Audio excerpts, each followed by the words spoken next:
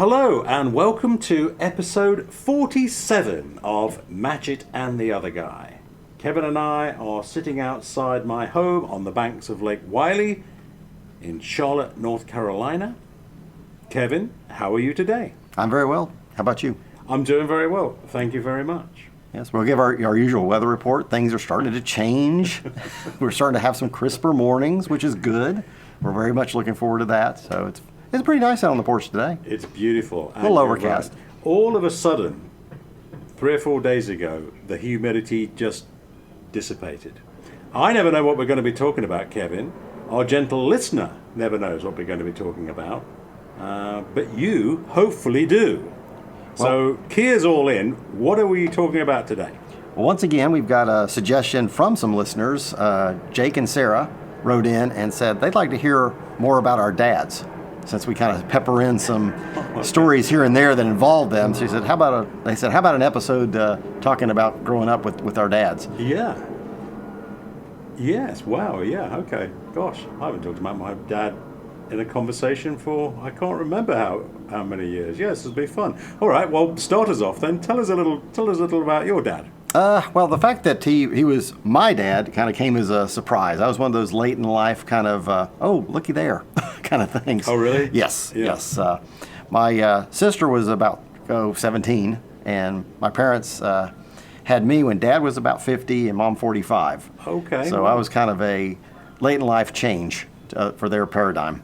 Quite the surprise. Quite the surprise. Yes. And so 17 years between your sister and you. Yes. Yeah. Okay. Wow.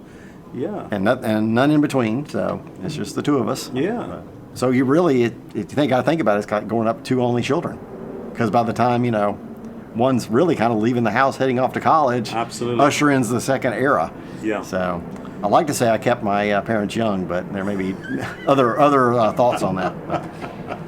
Yes, well, you certainly kept them occupied. I'm sure That's all right. children do that. Yes, I definitely changed probably the plans once she was going to be empty nesting them. So. Yeah. Well, I share a similar story to that. I was the last child from Mum and Dad. And I was born in 1962. My dad was born in 1929, if memory serves. But I think I was an unexpected treasure, right. pleasure, and surprise to them. I don't know, to choose the words that fit, I'm not sure. Separated actually by just 10. My dad was born in 1919, so there's only a decade separating the birth of our parents, or dad's side anyway. And I know we always talk about time and the passage of time and the meaning of time to life, but just what you've described there, your dad was born in 1919. Mm-hmm. Yeah, so that's now, it's an obvious thing to say, but now over 100 years. So to say that you had a direct family connection to a chap that was born over 100 years ago, to me, that alone is fascinating to me. Yeah. It's a kind of a blink of an eye, and when you think about, Really? when he was 50 and I came along. So, yes, I mean, as you know, I've written a short story about a chap that I knew as a kid, Mr. Goodman, who fought in the trenches of the First World War. And he was 80 when he relayed his accounts of trench warfare to me, and I was 10.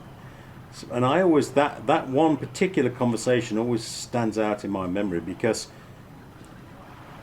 I'm a fan of history, as you know, particularly of the First World War and the Second World War.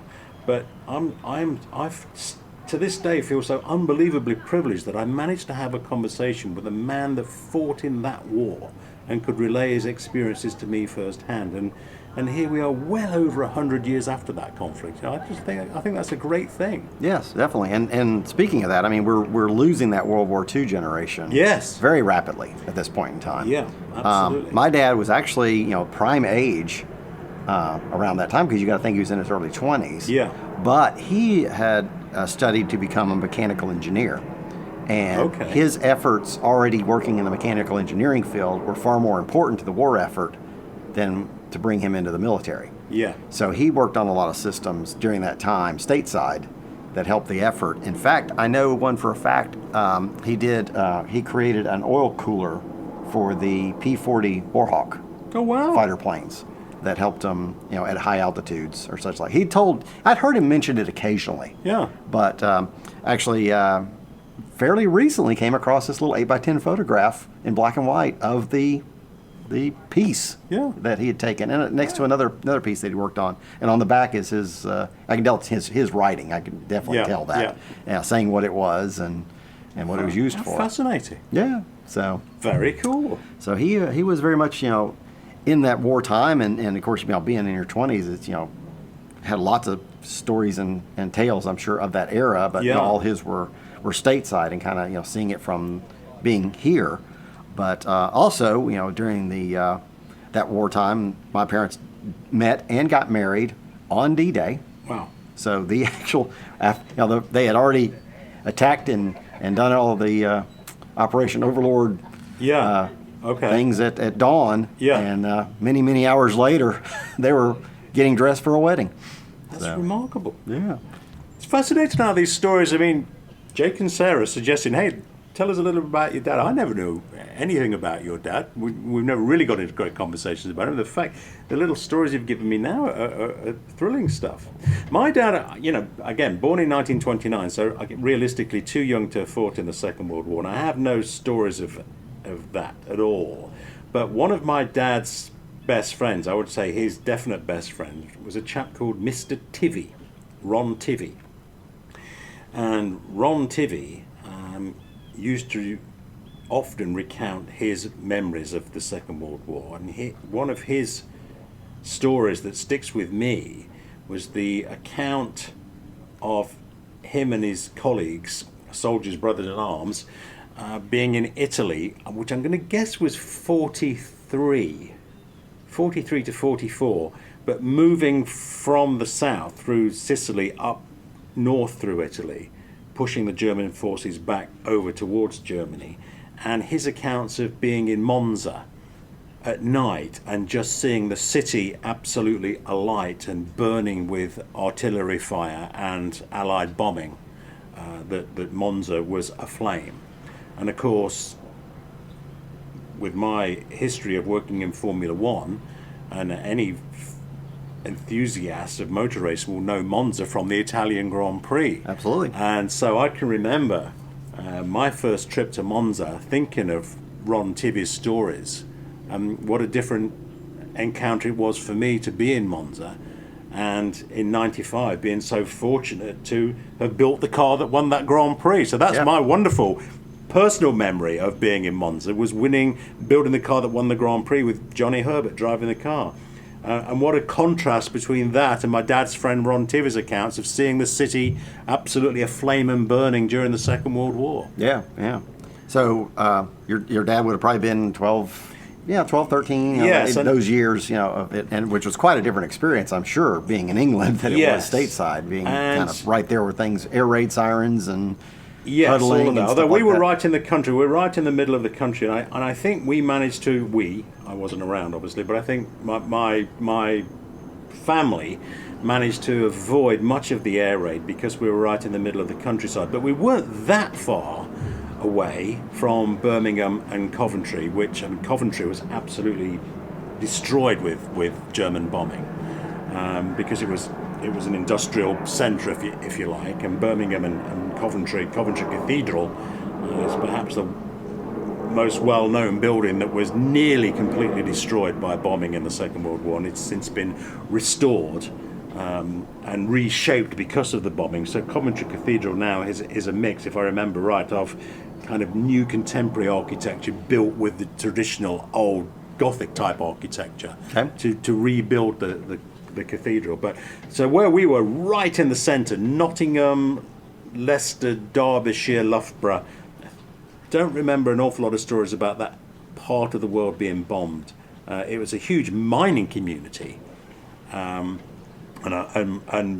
my granddad, Herbert Matchett, and my dad was named Thomas Herbert Matchett, but it was always referred to by his dad, my granddad, as son. He was always son Matchett. But Herbert Matchett, my granddad, worked down the mines for a while, and my dad worked in the mining world, but not actually down in the mines. He worked driving the coal around in trucks, in lorries. Lorries, we call them in England, trucks in America, with the sacks of coal for delivery. Yeah, and the only thing my dad absolutely insisted on, as far as my career was concerned, he says, I don't really mind within reason what you do, but you will not work down the mines. You will not become a miner. He'd seen all that terrible, the dust and the lung disease that was caused through mining. And I can remember, even as a young kid, a lot of my dad's friends, all our family's friends, anybody that had connections to the coal mines, they were always hacking and coughing and short for breath as a result of the dust and working in the pits. Yeah, so I can understand. Wanted a better life for you. Yeah, he wanted a better life for me, and of course, not of course, but I had no desire to work. I don't think you fought him very hard on that. I wouldn't say. No, but it was very much a family, not a family business, but it was very much if your dad worked in the pits, son worked in the pits, and that's how it was for generations, and had been for generations. So it wouldn't have been at all unusual. And some of my school friends most definitely did work down the pits. Yeah, they did do that, but I managed to avoid it. Yeah. Yeah. Well, actually, the way with me being born when I was actually witness to more dads ending his career. Okay. Because we've talked about it before. When he retired, we moved to Florida. Well, he was a nuclear engineer at that time. Yeah. But you got to think, he retired when I was about 11. Okay. So all those years, I knew he went to a job, but as you're a little kid, you just don't pay much attention to what it is. Yeah. And really, he didn't talk all that much about it. What's he going to do? Come talk to us about these very minute scientific and precision things at the dinner table? Not right, really. right. And honestly, a lot of the stuff was top secret. He's working at the Oak Ridge Nuclear Facility. There's many things that he could never have talked about. Yeah. And then some later in the years that kind of got declassified. Obviously, you could. Gosh, what a fascinating career your dad had. I think so. Yeah. I think there's a lot of stories that went with him when he passed. But so he was doing that. So I saw him, kind of end the career and retire, and we moved to Florida and all that. And they kind of lived kind of a pretty quiet life. And, other than me. Stirring things up occasionally. Fortunately, I was pretty good. I didn't give them much trouble. But, they just kind of did their thing. And really, one of Mom's comments, I even heard her say this. She's like, what am I going to do with him, now that he's retired? Right. And it wasn't too long at all. We were down there. And he ended up connecting with a couple other guys his age, kind of in retirement. And they just started doing little projects for people. They would. I think I mentioned this, on another one. Construction projects. Probably our DIY thing. Yeah, right. That they would get in, yeah. and that kept him busy. And he got into routine. He'd meet at the little donut coffee shop with some friends, maybe each morning, and Yeah. kind of. And he was such an early bird too that they were done with that before most people were kind of really stirring, and then he's like off to do whatever during the day. So I'm guessing, and do please correct me if I'm wrong, but because of Dad's age when you arrived, did you have any knowledge of grandparents at all? Well, yeah, actually, it goes on one side, though. Dad's dad died young in his 50s, so he was many, many years gone when I came along.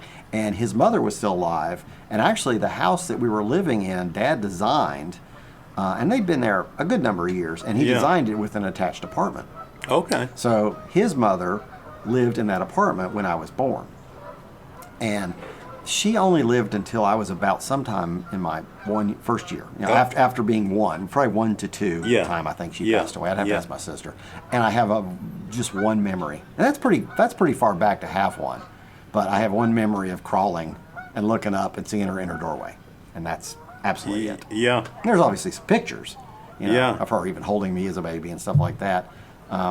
They always said that she was very excited that I did come along because I can carry the family name on. Yeah. But since I've had the one daughter, so I kind of you got one generation out of it, but that's kind of where it looks like it's going to end. Well, I feel the same way. I mean, I am the last of the line in my family, and from our branch of the Matchett family tree, it will end with me.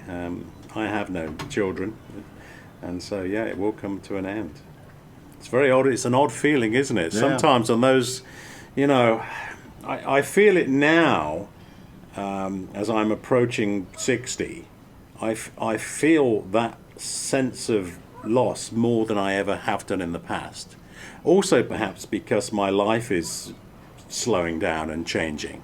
And really, from the day that I started work when I was 16, 17, I haven't really stopped until the last 18 months or so. So I was so busy doing other things, I never really stopped to think of what was missing in my life, really. And so yeah, the Matchett name will end with me. But I ask about your grandparents because I have one or two memories of my granddad on my dad's side. No memories whatsoever of grandparents on mum's side at all. And I can remember my granddad, who was a real character. I mean, even as a very young kid, I can remember thinking, gosh, granddad's quite the eccentric. He was fascinated with horses. It would be nothing unusual. I can remember mum and dad talking about this, that it would be nothing unusual for my granddad to wander off into the countryside for a couple of weeks and just do his thing, and then come back as if nothing had happened. And he definitely had that wanderlust that my dad also had to a degree, and it was also passed down to me, that desire to always explore. And I say he had a fascination for horses. This is more of an educated guess than known fact on my part, but I get a very strong feeling that Grandad was the first in my family to really settle down and not be a traveller. Gotcha. I sense that, because I can remember my granddad having property, and I remember the property there was always horses there. And when I say horses, I don't mean they were not equestrian sporting horses. They were dray horses, and they were horses that travellers had to pull caravans. And every year, Grandad and my dad would go to the Appleby Horse Fair up in the north of England in Cumbria, which was a big celebration and a gathering of travelling people. And there would be endless horse trading and horse running events up in Cumbria, Appleby. And gentle listener, if you're unaware of the Appleby Horse Fair, the internet is our friend here. Just type in Appleby Horse Fair, APPLEBY Appleby in Cumbria, and there are thousands of pictures of the horses being washed in the river with washing up liquid, and riding the horses through the river to clean them, and the beautiful ornate caravans and all of that. And I feel that was a part of my family tree's line that was just coming to an end with Grandad. Uh-huh. Dad had it a little bit, and I feel a slight connection to that lifestyle, but it's manifested in me, Kevin, in this way, I believe. I was thinking about this not so long ago, actually. I have a photograph of my granddad in the kitchen standing by a horse, as you know, yes, near the fridge. And I was looking at it the other day and thinking about this wanderlust. And, the proof of that pudding to me is we're here today. I'm now an American in North America having this conversation with you, but I started off life, as many will know, in England, and I lived in England for many years. But when that opportunity arrived for me to be able to work with Benetton and work with a team of like-minded souls that were traveling the world, I instantly went to it. Like it was there was no question of, wow, I'll be away from home for so long, do I want this? There was no question of that. Yes, that's the life I want. And then after that, when the possibility of moving to France arrived, I was in France instantly. Yep, done with England, go to France, let's enjoy an adventure in France. And in the same way, as soon as the possibility of, would you like to come and work and live in the States appeared, I took the opportunity. Yeah. And here we are, so I feel that's buried deep in DNA, this idea of what's the next adventure? Yeah. Let's go and do the next thing is within me, definitely, yeah. And there's still many people that never travel 20 miles radius from their home their whole entire lives. We're all the different. other end of that spectrum. Yeah, so. we're all different, but I'm a big believer in that. I think these things are, in a way, inexplicable, but they are buried in our DNA chain from centuries and centuries and centuries of DNA being passed through. Yeah. Yeah. What time of the year were they having this The Appleby. The Appleby Horse Fair. It would be traditionally it was June. It was. And being England, it wasn't too hot at that. Well, English summers never. I mean, the weather is changing slightly now, as we all know. But back in my childhood, in the 60s and 70s, we never really had incredibly hot summers in England. Yeah. Summers were always, if you got to 74, 75 degrees in England, that was about it, and no real problem with humidity. That sounds perfect. Yes, it was wonderful. So yes, it was a great cultural event, a great gathering, and I can remember a couple of occasions when I was very young. My dad took me to Appleby Horse Fair with my granddad, and there was one time when Grandad and my dad wanted to go and have a beer in the pub down near the River Eden where the horses were being washed, and children weren't allowed in the pub back then. And so there was a family they were sat on the side of the road with one of these wonderful ornate caravans and a horse box where they had their horses in. And my dad knew the family. He knew them, and my granddad knew them. And he said, I can remember him saying, like, would you look after the kid while we go down and have a beer in the pub? And they said, yeah, we know you, we know you are, absolutely. He'll be safe with us, don't worry. And I can remember sitting at this campfire while they were cooking in a big skillet frying pan, fried eggs and bacon. And I can remember they gave me some eggs and bacon. And I can only have been, I'm thinking 5 or 6, very young. Yeah. I didn't know who these Wow. people were, but I got an instant sense of security from them. They were going to take care of me. And they knew my family, and my family knew their family, and that was all the bond of trust that was needed. And then after dinner, having had these eggs and bacon cooked on the campfire, they said to me, go and put your head down in the horse box. We've got some fresh hay in there. Go for a sleep in the horse box, and then your dad and granddad will come and pick you up later. And sure enough, I'm guessing it was about 10 o'clock at night, they came back and collected me, and off we went. Yeah, a curious thing. It is. But I say this story, relate this story because it's always stayed with me. But also, I got a very strong sense of the bond between families, that they knew us and we knew them somehow. And that was obviously lost to me. I didn't really know who they were, but there was a great sense of security and loyalty there. Yeah. Yeah, it's funny too, looking back at, by the time, I was, of age to even really notice anything. Mom and Dad had, quite slowed down and stuff like that. But you look back or hear stories and see the photos that they were pretty active in their younger days. Right. There's plenty of photos. Again, they were all, Knoxville, Tennessee, and there's many pictures of them in Daytona Beach. And they would pile up and go in these old convertible Chevys, in the 40s and I guess 40s, 50s, and go down and watch the motorcycle races on Daytona Beach and spend the time down there with another couple or something like that. They'd all four pile in this, but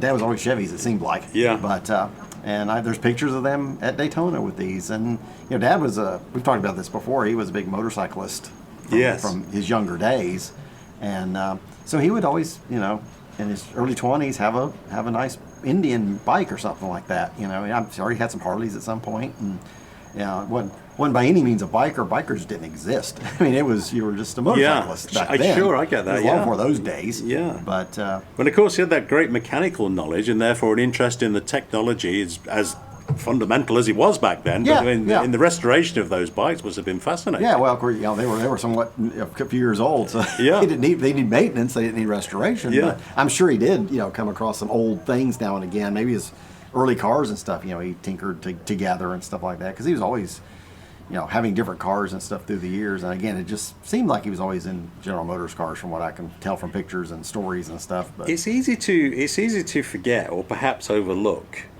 how many, literally millions of miles were driven and ridden on technology from that time period. They weren't sophisticated electronics on board.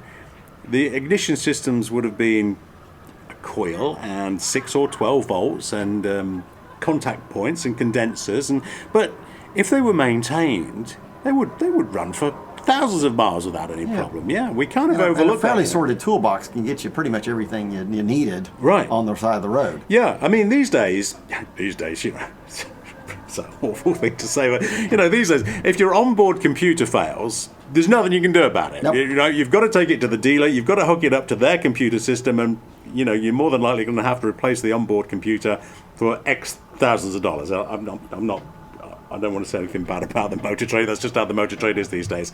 But you can't, to a large extent, repair cars on the side of the road any longer. There isn't the facility to do it. The cars don't allow it to happen. But back then, I remember an old work colleague of mine at Benetton saying many years ago, there is no reason to break down at the side of the road. If you've just got a few fundamental tools with you and some rope, you should be able to get the car back on the road again. And I always remember that, thinking, you know, Andy, you're absolutely right. That's true. Yeah. And it instills some confidence in you, you know. Yeah. Too. So, but you know, Dad used to always kind of have his routines and stuff like that. And you know, when I was younger, I remember he always liked to be up on Saturday mornings, and he was just an early bird. Anyway. Okay. And Saturday mornings he would get out and go run around and do errands and see people and stuff. And you know, it was usually a 50-50 whether or not I'd go, because this was also prime, you know, cartoon time. We discussed on Saturday morning shows back in the day that I could hunker down with a bowl of cereal and be there for hours. Yeah.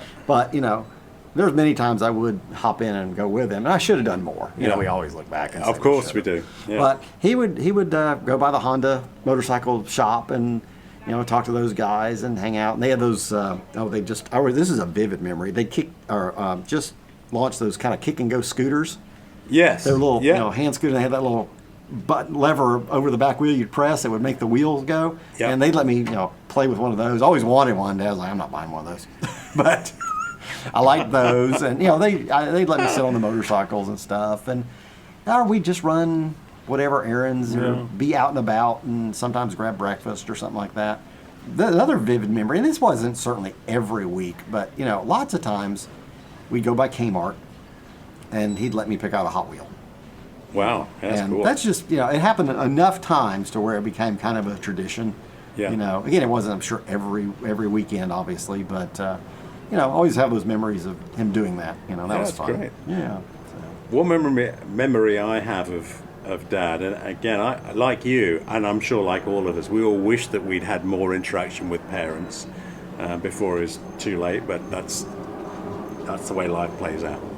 And unfortunately for me, my dad died relatively early. I was 19 when Dad died, so I was just getting to the point of my maturity that we could have started to have adult conversations. But as a kid growing up in England, and all my school friends will relate the same story, we were almost taught not to talk to our parents. It was just yes, no, and keep quiet and don't make a fuss. But one memory I do have, which I cherish, of Dad, was he taught me to play chess. And we played many games of chess. But I think this is a trait that he picked up from Grandad. If the game got to the point where he was appearing threatened by my pieces, all of a sudden the board would mysteriously end up on the floor. Like he would Forces beyond your control. he would nudge the table. He would nudge the table with his knee. We had a tiny little table, like 18 inches across, that we used to play chess on, and by accident the chess pieces would end up on the floor, and that would be the end of the game. But one day, I do remember the first time that I actually beat him at chess, and it was one of those father-son moments when I remember him saying, like, wow, you know, I wouldn't say you're taking your first step into a much larger world. That was too much. But it's like I've taught you all I can about chess. You're now able to beat me. And I just remember that thinking, gosh, what a moment. You know, Yeah, really, yeah. yeah. My dad would occasionally, especially this is obviously probably more in the summertime because of it staying lighter later. After we always had dinner pretty much at 5:30 sharp. We were very regimented about that. And, Right. So we always had a lot of time afterwards. So I do remember occasionally going out and tossing the ball back and forth. Yeah.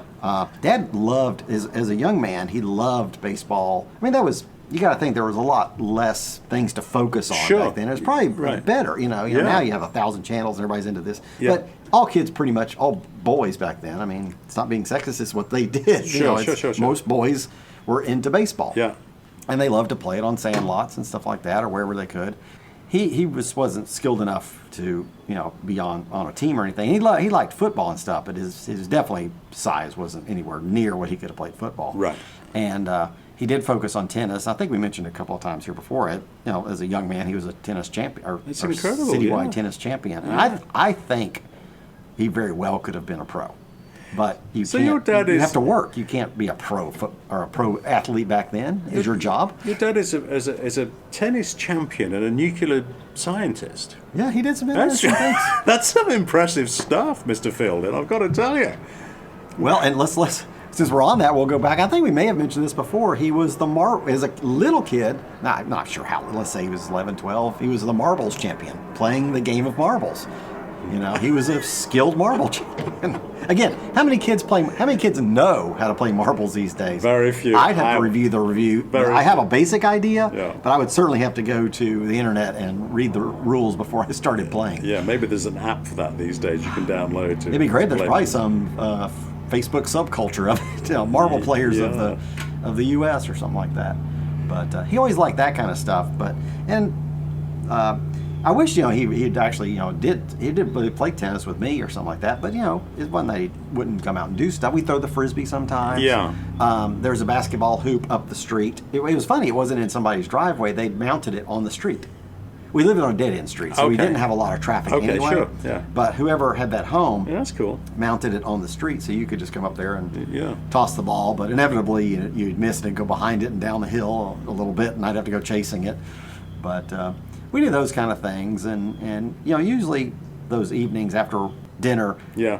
many nights he would settle into the easy chair, read the paper. He didn't care much for TV. Mom did, so it was always on in Okay. the same den, but Right. he was too busy reading the paper. He liked Popular Mechanics magazine or Smithsonian magazine or National Yeah. Geographic.